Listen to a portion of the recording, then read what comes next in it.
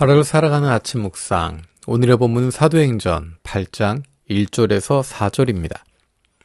사울은 스테판 없애는 일을 한통속으로 좋게 여기고 있었다. 그날에 예루살렘에 있는 교회에 큰 박해가 일어났다.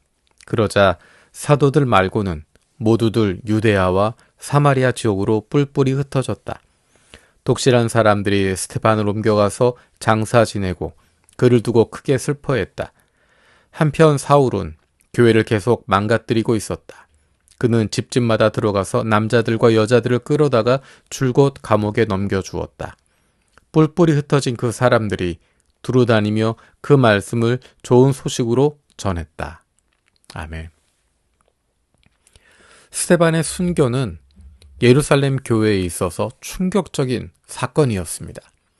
어찌 보면 계속 승승장구하는 것 같은, 복음이 선포되며 수많은 사람들이 주님께로 돌아오는 놀라운 일들이 일어나게 됩니다.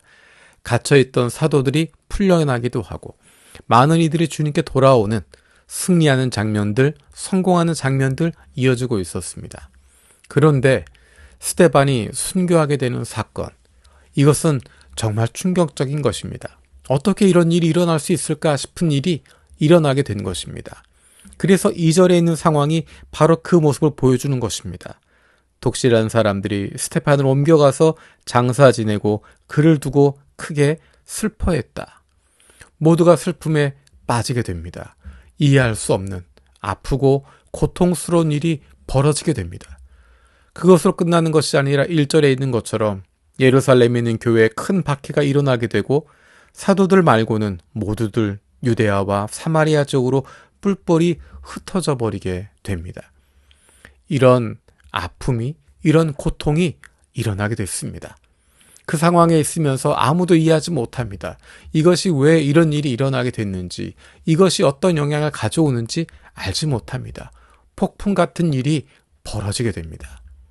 그런데 놀라운 것은 그 일을 통해서 일어나는 상황들입니다. 4절에 이 상황이 일어났습니다. 뿔뿔이 흩어진 그 사람들이 두루다니며 그 말씀을 좋은 소식으로 전했다. 예루살렘에만 머물러 있었던 예수님의 증인들이 이제 온 유대아와 사마리아로 흩어지고 있습니다. 유대와 사마리아로 퍼지게 됩니다. 그리고 더 나아가서 베드로가 백부장 고넬리우스에게 성령이 임하는 사건을 목격하게 되고 그에게 세례 주는 사건까지 이 일이 이어지게 됩니다. 예루살렘 안에만 머물러 있었는데 그들이 온 유대와 사마리아로 흩어지게 되고 더 나아가서 이방인이었던 백부장 고넬리우스에게 성령이 임하는 사건을 베드로가 목격하게 되고 그에게 세례 주는 사건까지 이것이 이어지고 있습니다. 그리고 3절에 보면 사울이 등장합니다.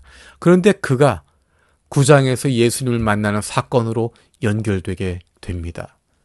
예루살렘 안에만 머물러 있었던 복음이, 예루살렘 안에만 머물러 있었던 예수 그리스도의 증인들이 온 유대와 사마리아와 그리고 땅끝까지 이르게 되는 시작점이 바로 여기에 있습니다. 본격적인 사도행전의 시작이 바로 여기에서부터 되고 있습니다. 스데반의 순교에서부터 본격적으로 시작되고 있는 것입니다. 아픈 일이고 고통스러운 것이었지만, 이해할 수 없는 상황이었지만 왜 하나님이 이런 아픔을 주시는지 알지 못하는 상황이었지만 그것으로부터 하나님의 일이 시작되고 있었습니다. 때로 우리는 아프고 고통스럽습니다. 하나님이 왜 이런 아픔을 주시는지, 이런 환난을 주시는지, 이런 폭풍을 주시는지 알지 못할 때가 있습니다. 하지만 중요한 것은 하나님은 우리의 아픔과 고통을, 이 혼란을, 이 어려움을 헛되이 보내지 않으신다는 것입니다. 중요한 부분은 유대아와 사마리아 지역으로 흩어져 버렸던 사람들이, 그 사람들이 복음을 전하기 위해서 간 것이 아닙니다. 현실적인 문제를 해결하기 위해서 더 이상 예루살렘에 머물 수 없기 때문에 도망칠 수밖에 없었던 상황입니다. 떠날 수밖에 없었던 상황입니다. 그런데 그들이 어느 곳에 가든지 예수 그리스도의 증인이 되었다는 것입니다. 어느 곳에서 살든지 어느 곳에서 머물든지 그들은 예수 그리스도의 증인으로 그곳에 머물러 있었던 것입니다. 잠깐 머물러 있는 동안에도 예수 그리스도의 증인으로 살아가고 있었고, 오랜 시간 보내는 동안에도 예수 그리스도의 증인답게 살아가고 있었던 것입니다. 그 삶을 통해서 사람들은 예수님을 만나게 됐습니다. 우리의 아픔을 통해서, 고통을 통해서 우리의 현실의 문제를 해결하기 위해 우리가 살아가는 그 가운데서도 우리가 예수 그리스도의 증인으로 살아가게 되는 것이고, 그것을 통해 우리의 주변에 있는 사람들에게 예수 그리스도의 향기가 드러나게 되는 것입니다. 그것이 바로 증인의 삶인 것입니다. 예수님을 만난 사람은, 주님의 은혜를 경험한 사람은 그 은혜를 가지고 살아가게 되어 있고, 어느 곳에 있든 누구를 만나든 그것이 드러나게 되어 있습니다. 때로는 우리가 이해할 수 없는 아픔이 있고 고통이 있지만, 폭풍 속에 있는 것처럼 괴롭고 어렵지만, 그 가운데서도 하나님 아버지의 사랑받는 자녀로, 왕 되신 하나님의 백성으로 살아가고 있으면, 그것을 통해서 우리 주변에 있는 이들이, 아직 예수님을 알지 못하는 이들이, 하나님으로부터 떠나 있는 이들이 주님께로 돌아오는 놀라운 기쁨의 일들이 일어나게 될 것입니다. 우리가 어느 곳에 있든지 바로 그곳에서 하나님께서 일하실 줄로 믿습니다. 살아계신 하나님 감사드립니다.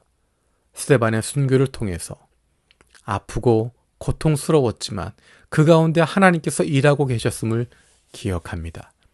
그 아픔을, 그 고통을 헛되이 만들지 않으시고 그 가운데서도 하나님께서 일하고 계셨음을 기억합니다.